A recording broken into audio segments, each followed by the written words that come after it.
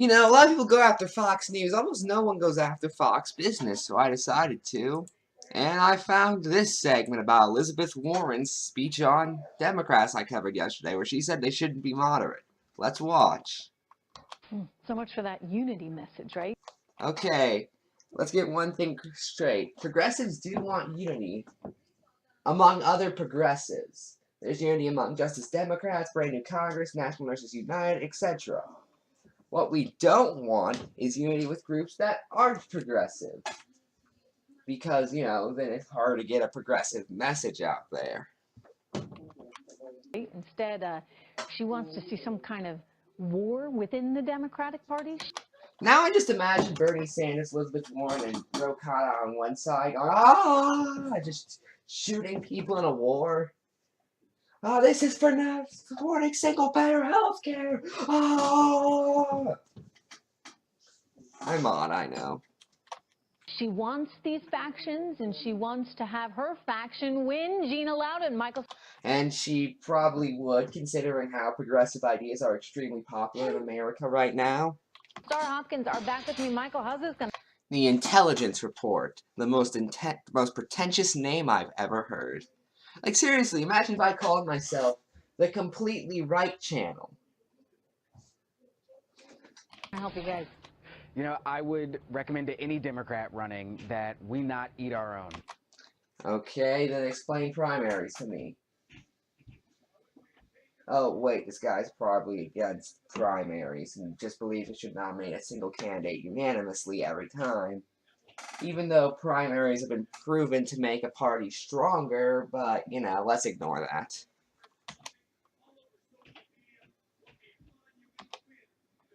The Democratic Party needs to be unified and needs to ensure that there's a place for everyone. Until we don't have any ideas because everyone's included. I mean, it worked for Hillary Clinton. It worked for John Kerry. Because Democrats are a big tent party. And the message that we speak going against right now is the message of Donald Trump, the message of division, a message that isn't centered around actually creating new jobs and creating new opportunities, but continuing to divide our country. And so Okay, here's the one thing a lot of modern Democrats don't seem to realize. If you want to win, you can't just go, the other people are bad. You can't do that, and you should do that to some extent. But you also need to focus on, this is my vision and how I'm going to make it better. Again, look at Hillary Clinton's ads. Only about a fourth of her ads were focused on policy. That's why she lost spectacularly. Because when you focus nothing on policy and only focus on the other side is bad, people are like, well, why are you good? You don't have an answer. And then they're like, well, screw you, I'm voting for the other guy. And that's how we ended up with a Donald Trump presidency. Ironically, by focusing so much on resisting Trump, you are actively making Trump stronger because you are only focusing on he's bad. Again, that didn't work last time. I think that Democrats need to be sure that they're allowing all voices to be heard. Okay. Well, we do allow all voices to be heard. We want all voices to be heard. However, we also want the voices that are considered the best to be the ones to actually run for Congress so we can get more seats. It's a thing called primaries. By the way, we are less than a minute into the video and I've gone on like 4 different tangents. And she's not doing that. No, she's not. I think she can be, but that message isn't one that promotes it. She's kind of a populist, right, Gina? I mean, you know, she thinks this version of her, you know, populist utopia sort of sells right now. Because it does. The American people are extremely left-wing. Bernie Sanders is the most popular politician in all of the United States with a 60% international approval rating and an 80% approval rating in his home state of Vermont. Now, Bernie Sanders is to the left of Elizabeth Warren. So, if Bernie Sanders is getting so popular by running to the left, maybe everyone else should to increase their popularity. As if you want to stay in office. I mean, here's the thing. A majority of people still support Bernie's policies. Bernie went to West Virginia and got a bunch of Trump voters to support Medicare for all. Because Medicare for all is something a lot of people like. A lot of people want health insurance. A lot of people want free college. A lot of people want to have minimum wage be a living wage. That way they actually have a chance. That way their children actually have a chance in this world. That's what it represents, some amount of equal opportunity. Which is socialism. Or social democracy, but, let's not split hairs. Seriously, if you actually compare Elizabeth Warren's ideas to Marxism, you just hear the word socialism and just get scared, let's be real. Yeah, she is a socialist, and No, she isn't. if it's a big tent, then Elizabeth Warren has a big tent with a lot of little tribal rooms in it. Because remember, this is the person who lied about being a Native American. So That doesn't really affect her policies at all, but okay. Also, I like how we go from a Democratic strategist saying Democrats need to be a big tent to, with this girl, Gitta London, who I've never heard of, by the way, saying, oh yeah, the Democrats are a big tent and that's why they're failing. So she's definitely not going to depart from the identity politics that has destroyed the Democrat Party, that lost more than 1,000 races under Obama. Actually, what really made Democrats lose 1,000 races under Obama was neoliberal centrism. You see, I've already explained this like hundreds of times at this point, but allow me to explain it again. I've even explained it a few times in this very video. But when you give the American people the option between right-wing and slightly less right-wing, they go for right-wing. When you give the American people an option between right-wing and left-wing populists, they go for left-wing populists. That has been proven if you, again, look at the support of a lot of left-wing ideas. Medicare for all, free college for all, minimum wage being a living wage tied to inflation. Things like that. Now, here's the other thing. Identity politics is a direct result of neoliberal centrism. What you are saying in this segment is, no, Democrats need to keep being neoliberal centrists, but they need to lose one of their last pieces of policy under neoliberal centrism. You want them to have even less of a message you're sabotaging, aren't you? That's lost every special election since this president was elected. And actually, again, what lost was neoliberal centrism.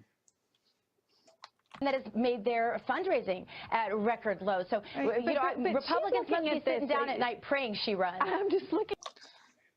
Pretty much everyone is. I mean, there are Republicans who want her to run because they legitimately like her. Again, progressive ideas are extremely popular. But to any conservative who think Elizabeth Warren has any chance of losing to Trump, maybe in a deep, deep red state, and even then that's extremely debatable. We've covered stories on the show of genuine left-wing candidates going into deep red states and coming out with amazing results, losing by margins that are normally a tenth of what they lose by. Or, and sometimes even winning.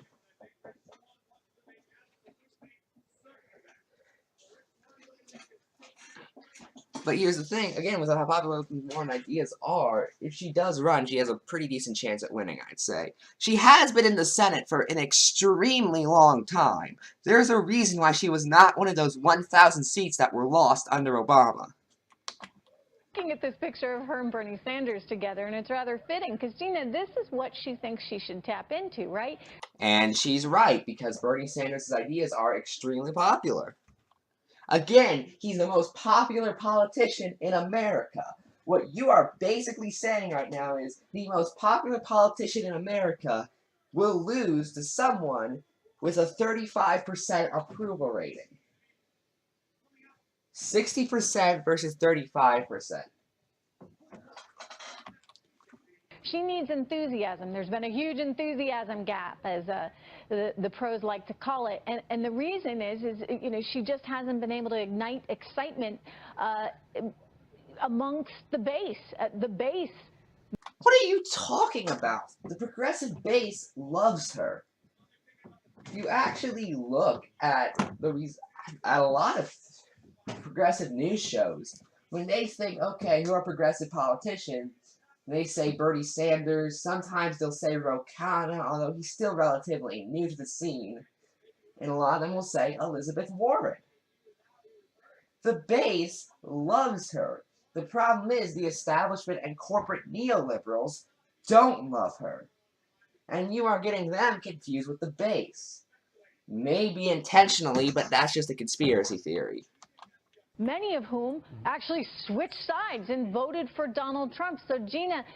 And there are many of them who would probably switch sides and vote for someone like Bernie Sanders or Elizabeth Warren. Again, I've covered stories on the show. Kyle Kalinske, Secretary of Talk, has covered multiple stories on his show. You know, the Turks have covered several stories on their show, where you see conservatives supporting people like Bernie Sanders. Is this all part of an appeal? You know, we're gonna tax those that work and we're gonna redistribute it to those that don't? Okay, that came out of nowhere. But let's actually talk about what you said. Tax those who work and redistribute it to those who don't, or or can't, or did and retired. That's what Social Security is. Now, granted, I myself have issues with Social Security, but at least be honest about what it is.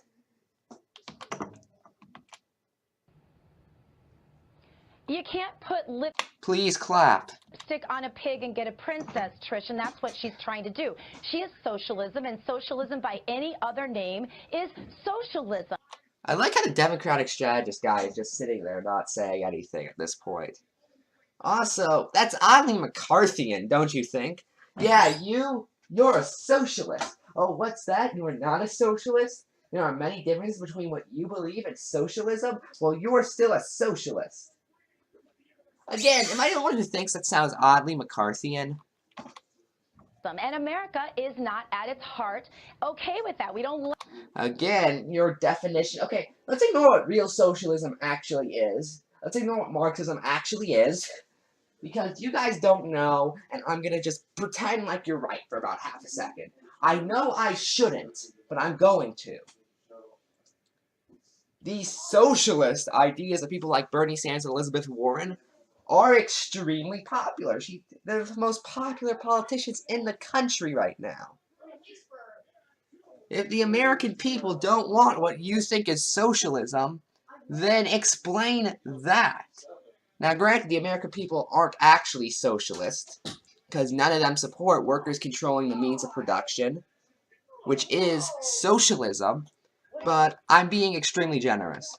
Like socialism, Americans love freedom, and she stands for everything that isn't that. See, this is, I think, that going to be her problem, and frankly, you know, it's going to continue to be this way unless someone comes along, Michael, and really actually stands up for those people that Donald Trump was able to recruit. When I'm talking, like, say, get a room of Trump voters to give him a standing ovation for his ideas. Now, who's been able to do that?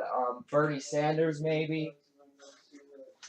talking about the Rust Belt. I'm talking about union workers. I'm talking about people that were longtime Democrats that felt that no one was there for them because it's increasingly become the let them eat cake party. Isn't that effectively what the Nancy Pelosi's, the Chuck Schumers represent?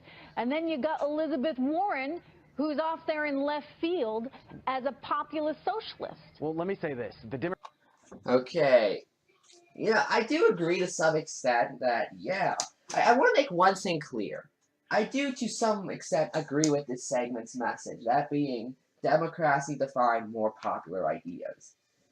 The problem is, me and Fox Business disagree on what those popular ideas are.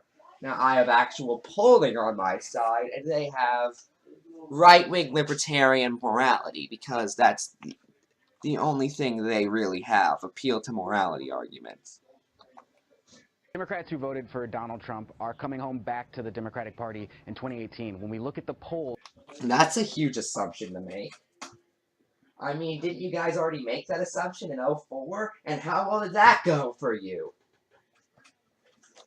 The polls show that those Democrats are now intending to vote for Democrats. And citation needed. Again, there have been polls that would show that if the election were still held today, Hillary Clinton would have still lost. Elizabeth Warren is actually a populist. Donald Trump is selling snake oil when it comes to his populist views. Okay, finally, something we agree on. He flips from one side to the other. At one point, he's against... So you see, what we need to do is we need to flip from one side to the other more often. Then the audience will like us more. NAFTA, then he's for it. You telling me being a populist is good? Are you trying to say that you like Elizabeth Warren's populism? I'm saying that a strain of populism is absolutely a good thing for this country. We need to go back to rebuilding the middle and the poor class of this country because of the tax cuts that have been given have been on the backs of those. build the poor class? Taxing those No, that we need to work. build... Yeah. The entire 1950s and 60s would like to have a word with you. You simply, I mean, this is a fundamental economic, and I don't care what side of the aisle you're on. This is why I don't think in many ways party even matters anymore. Our economy matters. People's ability to work. Yes, our middle class is the foundation of this country. But Elizabeth Warren would destroy that middle class. I mean, look at all these countries that destroy their middle class. Look at Denmark. Look at Finland. Sweden? No. Okay, let's see. Let me think Ephrom.